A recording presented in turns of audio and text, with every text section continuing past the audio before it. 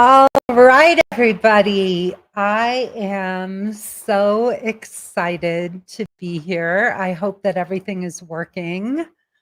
Let's see if I am live or not. I want to see if this is going to work. I have been having so much trouble with Facebook and live streaming that it's been a little weird, but we're going to just go with this and we are going to pretend that everything is working the way it should be. I am so happy to be back here doing my very first live broadcast in God knows how long, which is great. Let me just see, and I apologize to anybody. I'm just looking to see if this is actually broadcasting. There we go. Okay, I see myself. Very, very cool. Okay, so I want to go ahead and see if I can share this. Facebook is doing this very weird thing now where we cannot just post automatically or stream automatically into, and it doesn't seem to be working. We're supposed to be able to stream. We used to be able to stream to groups and to all different places simultaneously, and it doesn't seem like that is happening. So there we go. Okay. I think I can share now from where I am right now. I got it. Okay. We are doing this. I can share this, but I have to do it manually now and not just do this. So if you can give me one moment here, I am going to go ahead and share this to different places, more options, share to a group. Okay, I am doing this. I'm just going to share this to all my groups. Please bear with me. And then I am going to dive in and get started. And while I'm doing that, I want to tell you the most fascinating thing of all. I was out while I was getting ready and waiting for this broadcast. I was out watering my plants. Now we're having a thunderstorm. I don't even know why I bothered, but I was out watering my plants, and a client's name popped into my brain. And it was the funniest thing because it turns out that this client, I walked in and I sat down at my computer and I looked at I saw that I hadn't text, and sure enough, this client had texted me while I was out watering my plants, which is just insane, right? So talk about bizarre synchronicities. I don't know about all of you, but I have these all the time. Like I constantly have these very weird synchronicities that are just so strange. Okay, I think I've done it. I think I've posted at least once or twice to all my different groups. So welcome to Finding the Guardian of Your Soul. I'm Lisa Shield. I have been a love coach for almost a quarter of a century. I met the guardian of my soul online in the very early days of online dating. All of my friends were saying, oh no, I would never, the kind of guy I'd be looking for would never be online. Well, I found the most extraordinary man I've ever met. And this is me talking over 2 decades later. I met the most wonderful man online, and it wasn't random. It wasn't by chance. I went on 96 first dates before meeting Benjamin. I had been doing tons and tons of personal growth work, including a 12-step program, Landmark Forum. I got my master's in spiritual psychology. I had been in a group, a group with Don Miguel Ruiz, who wrote the Four Agreements. And all of those things were happening simultaneously. And one day I just said, I'm doing all this interpersonal work, but it's not interpersonal work. It's not helping me relate better to men. I had thought, like many of you, that if I just worked on little old me, I would become a more fabulous version of myself. And then I would just attract this guy to me. Well, that didn't happen. And I realized it was because I knew very little about men, what they wanted from me as a woman, as a partner, in a relationship. Sure, I knew what I wanted from a man, but I didn't really know what men wanted from women. And so I did 96 first dates over the course of about 2 years. For some of you, that doesn't sound like a lot today. But the problem is that you just keep going on dates, and many of you don't have a plan. You don't have a system for how to do this. And I created that system. I used my experience and what I did to find Benjamin. And now I've taught this same system to thousands of women like me. And they now have found the guardians of their souls. So I know this works. I know this process works. I know I'm on to something absolutely magical. My clients don't just find a guy, they find guys like Benjamin, and they have truly loving, lasting guardian of their soul relationships.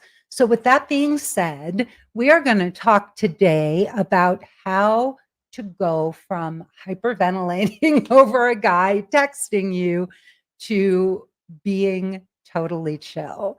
And that line came from one of the women in our course. She said, Lisa, your course has helped me go from totally hyperventilating over a guy texting me back to feeling totally chill. I don't care. It doesn't bother me. I'm not obsessing over this. And it's because of everything I'm learning in your course and learning from you. So let's talk a little bit about this, right? You don't have to be an anxious dater to feel this way. I think that dating feels vulnerable. It feels like we're putting ourselves out there, and nobody likes rejection. Nobody likes to feel like we're putting ourselves out, we're responding to these guys, and then we're having to sit there and wait and see if they respond to us. It can feel sometimes like we're back in high school or junior high. We're 15 years old again, and it's uncomfortable, especially for strong, successful, capable women who are used to being in control of situations and being in control of our lives. I have to say that if I were out dating today, I would feel exactly like all of you. Luckily, when I dated almost a quarter of a century ago, we didn't have Facebook. We didn't even have texting. Those things didn't happen until after Benjamin and I met. We were still emailing each other back and forth. In fact, two of our friends, they met a little bit before we do, and he actually courted her over fax, if you can imagine. So these things that are so common today were not just a decade or so ago. And they really drive our anxiety because so many of us, so many of you really want instant gratification. I mean, I remember when we didn't even have answering machines, you'd wait for the phone to ring to get a phone call. And if you went out, to run errands or to do something, you could miss someone's call and you didn't even have a voice recording machine, a message machine to uh, take a message. And so all of these inventions are wonderful, but they all have also added to our desire, our need. They drive this need for instant gratification, which is really unfortunate. So, the first thing that you have to recognize is that delayed responses are normal. You and your friends may respond back and forth very quickly to one another. But I have to tell you, I am so busy during the day. I have so much going on. I'm just looking down at my little text icon and I have 3 texts sitting there that I can't get to right now. And I won't be able to get to them until I'm done here. So sometimes we are very, very, very busy. And something that is so important to know for women in particular, who tend to be my clients, you have to understand that you may be craving connection and communication from these men that you're interacting with. But you also have to understand that a lot of men will see a message come in from you and they may hesitate to respond because they know that. They know that it's not going to be just a quick, response, that you may want to engage them in a whole texting exchange that they just don't have time for. And so, one thing I really want you to think about is to keep those texts and those messages very short when you do communicate with men, and also to ask a guy, especially a man that you've been dating for a little while and that you really like. It is so important to just have a conversation around communication, the frequency of the communication, how much he likes to be in contact, how much you like to be in contact, and to give each other permission to not respond immediately if you're busy or if something is going on, so that you don't get anxious and start to feel like, oh my God, he always responds so quickly. And now there's a break in the communication and I haven't heard from him. And then you go into a tailspin. So, a simple conversation over the communication, the frequency of the communication, is a really great thing to do, especially when you're getting to know a man and you've been on some dates. Maybe you've been on 5 dates or 6 dates, and you're dating this guy and you don't want to hyperventilate or have false expectations. It is really, really good to talk about that.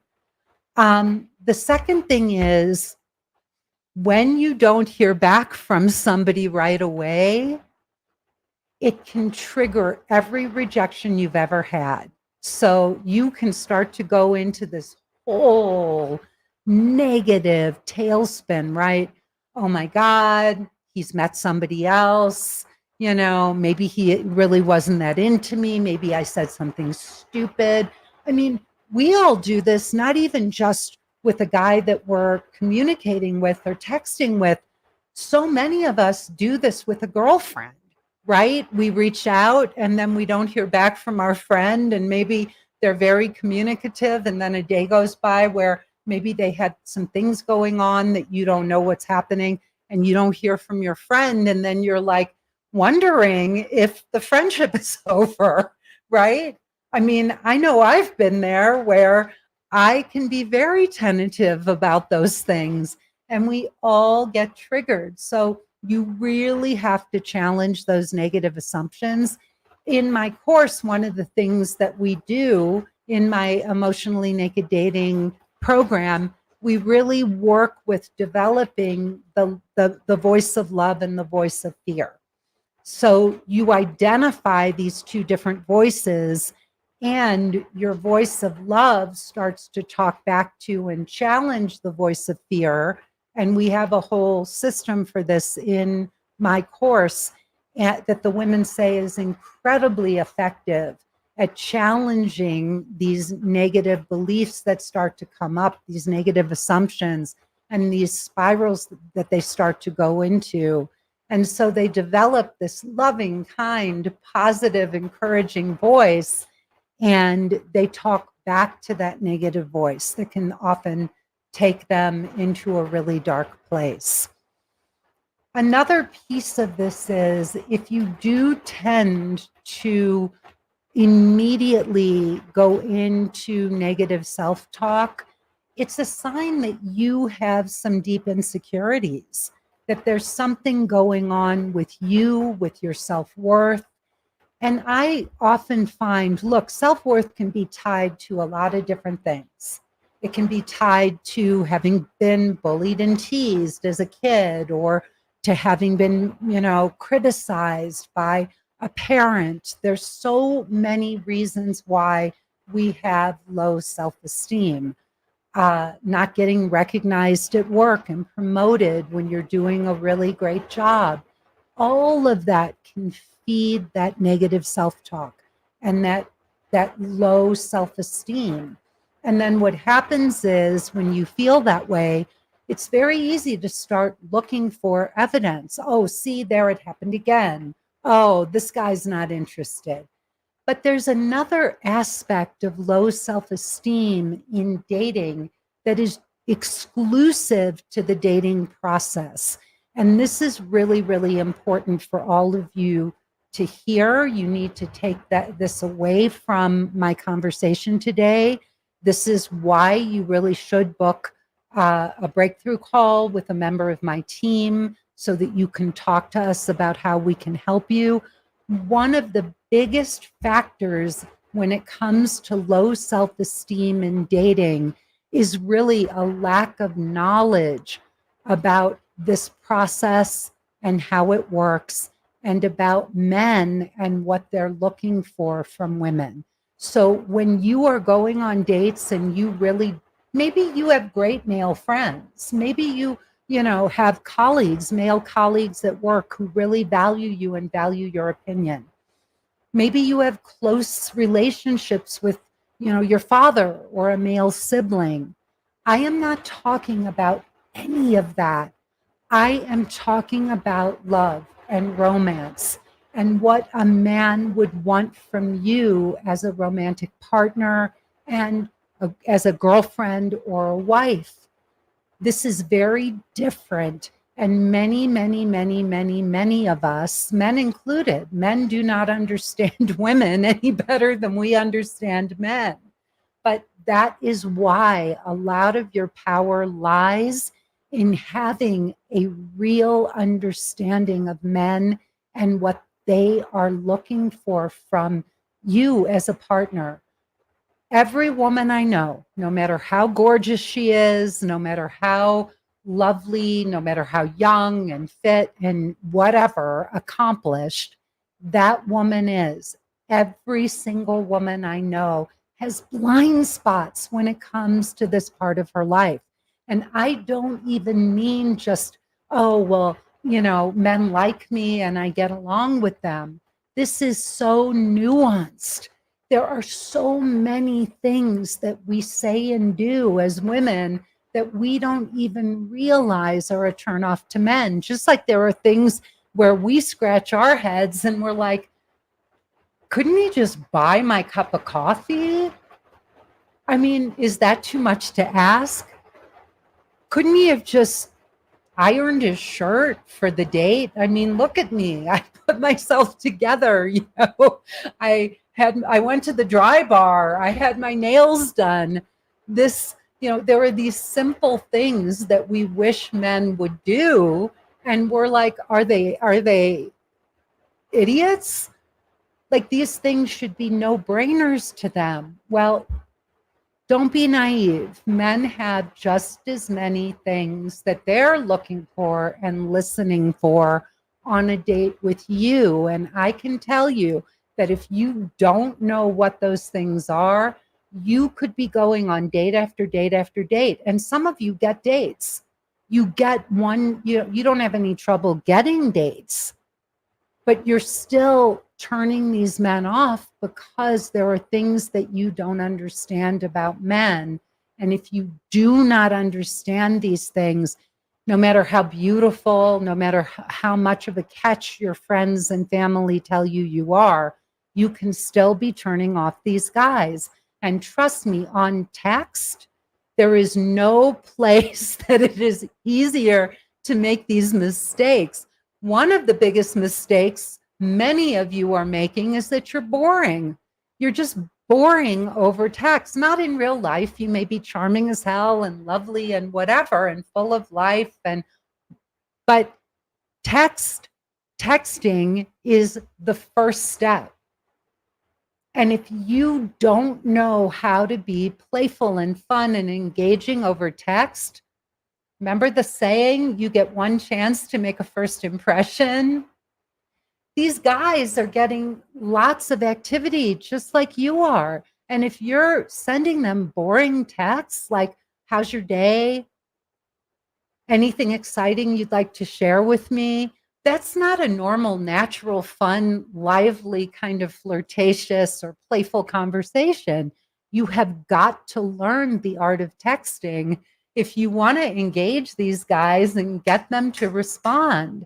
And there are tricks, there are ways to do that. And when I say tricks, I do not mean manipulation.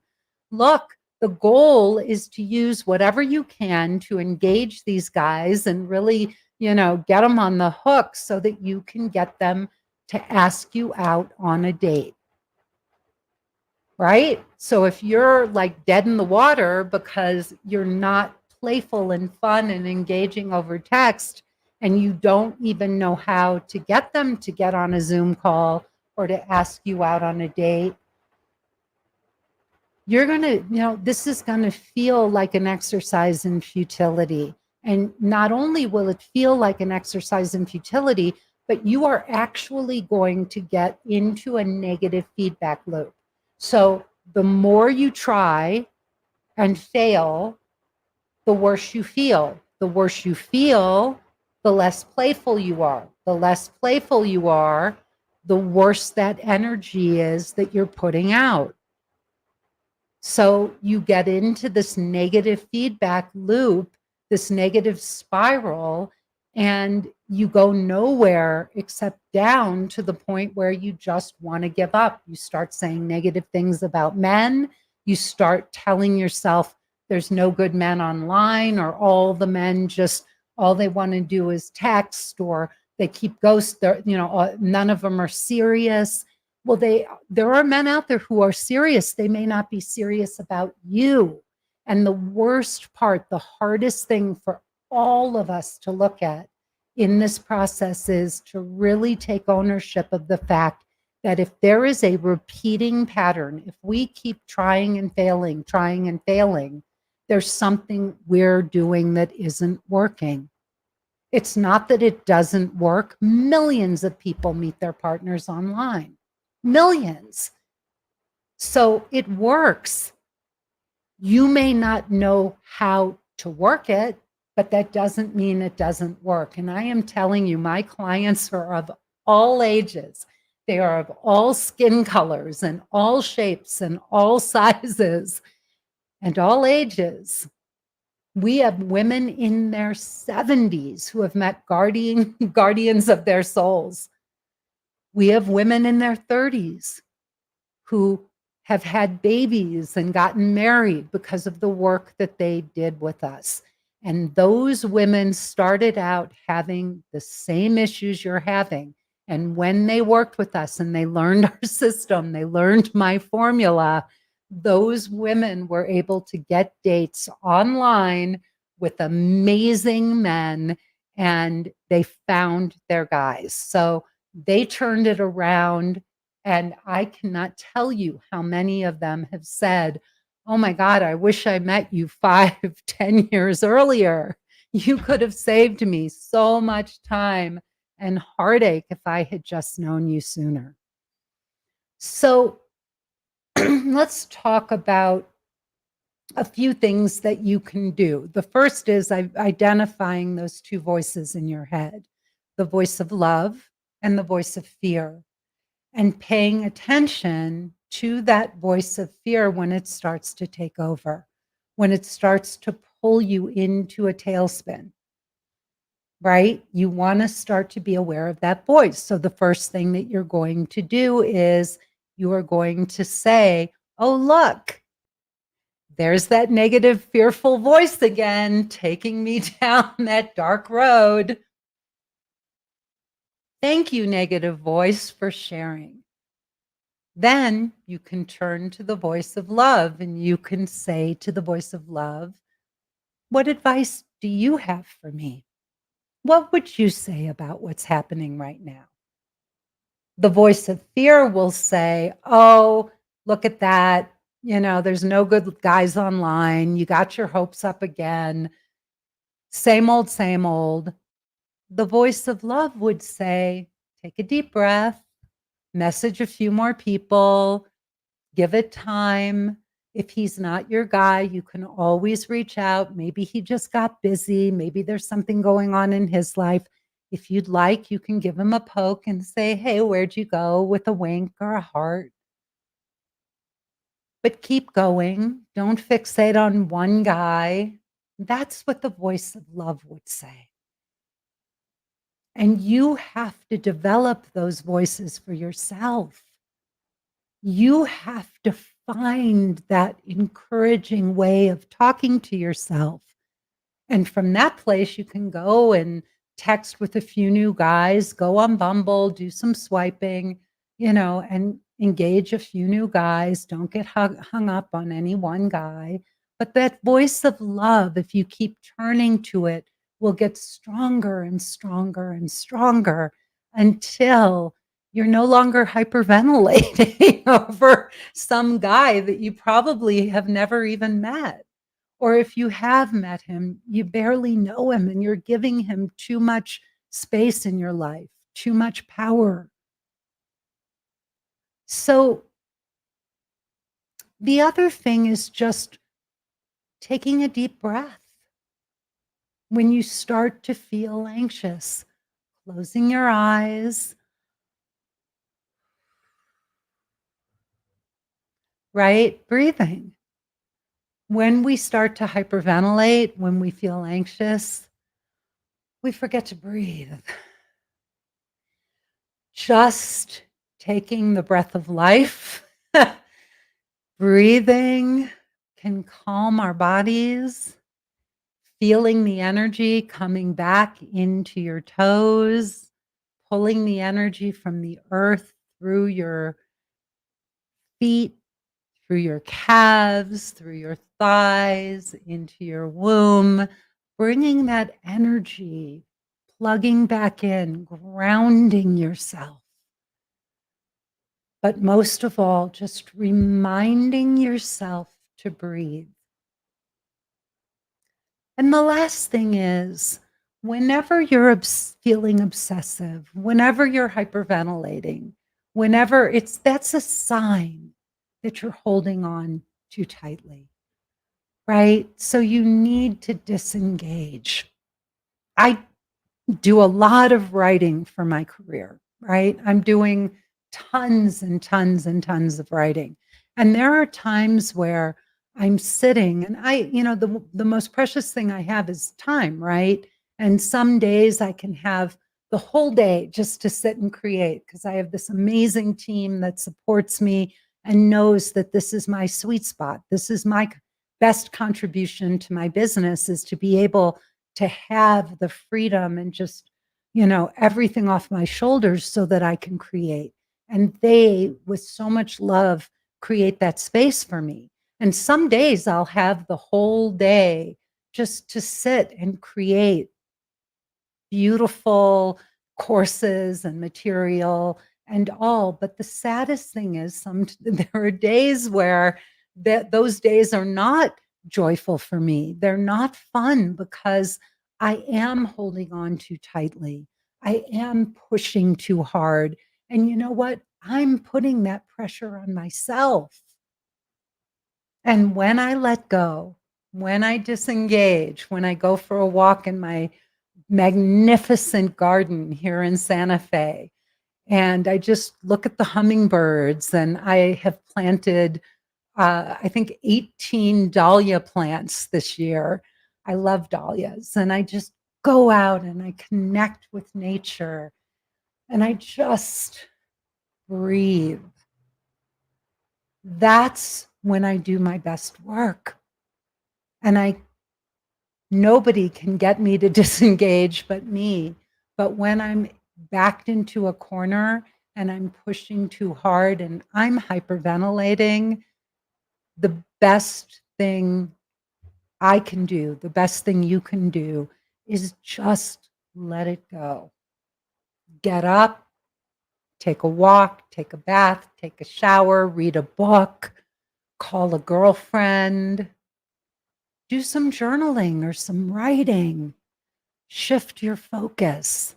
And you know what? Just like that former client texted me as I was watering my flowers this afternoon, and her name popped into my mind, and I came back in, and there was this sweet message from her.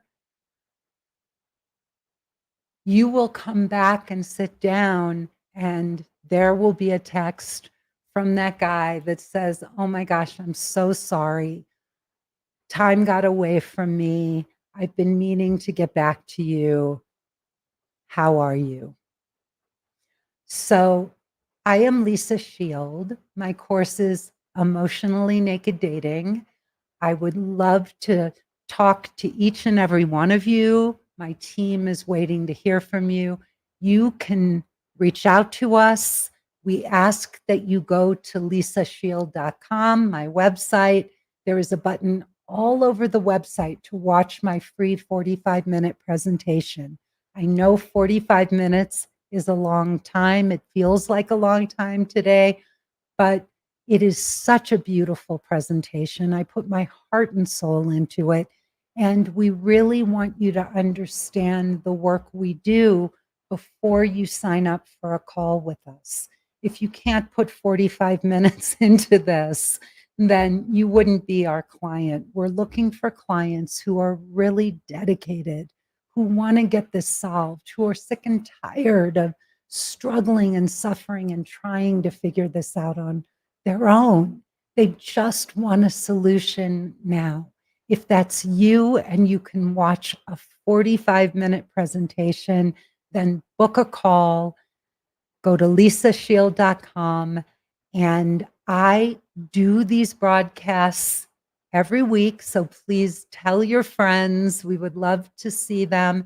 And on Sundays at 10 a.m. Mountain Time, 9 a.m. Pacific, noon Eastern Time, I do a wonderful broadcast called Getting Inside the Right Male Mind with my amazing husband, Benjamin. So all of that is available to you. You will learn oodles and oodles from watching these presentations. So please carve out the time, tell your friends, and I look forward to seeing you there. Please, I wish you all the best in love and in life, and come back and see me again soon. Bye-bye. Enjoy the rest of your day.